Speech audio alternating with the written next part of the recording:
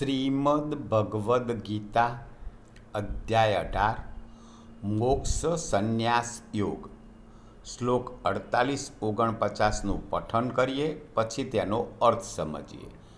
શ્લોક 48.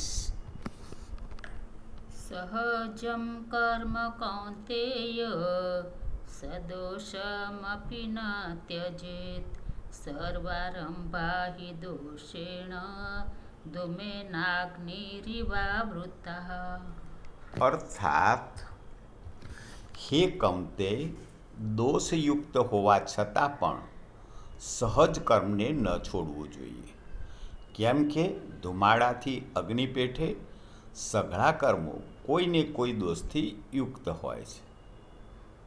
અહીં ભગવાન શ્રી કૃષ્ણ કહી રહ્યા છે કે કોઈ સહજ કર્મ, સ્વાભાવિક કર્મ છે, એ દોષયુક્ત હોય તો પણ એને ન છોડવું, કેમ કે ધુમાડાથી અગ્નિ દોષયુક્ત થયેલો છે, પણ અગ્નિ પોતાનો સ્વભાવ છોડતું નથી.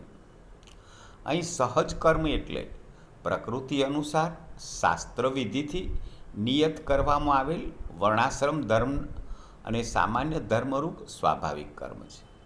એને જ અહીં સહજ કર્મ તરીકે ઓળખવામાં આવે છે. તો વર્ણ આશ્રમ અનુસાર સામાન્ય ધર્મરૂપી સ્વાભાવિક જે કર્મ છે એ સહજ કર્મ છે, અને એમાં પણ કોઈ દોષ હોઈ શકે, પણ એને છોડવું ન જોઈએ, કારણ કે દરેક વસ્તુ દોષ સાથે સંકળાયેલી છે. અગ્નિ સાથે ધુમાડો એ દોષ છે, પણ અગ્નિ પોતાનું સ્વભાવ છોડતી નથી. શ્લોક 49. અસક્ત બુદ્ધિ સર્વત્ર જિતાત્મા વિગત સ્પૃહ નૈષ્કર્મ્ય સિદ્ધિમ પરમામ સંન્યાસેનાધિગચ્છતિ. અર્થાત, સર્વત્ર આસક્તિ રહિત બુદ્ધિ ધરાવનાર, સ્પૃહા વિનાનો, તેમજ જેણે અંતકરણને જીત્યું છે એવો માણસ સાંખ્યોગ દ્વારા એ પરમ નૈષ્કર્મ્ય સિદ્ધિને પામે છે.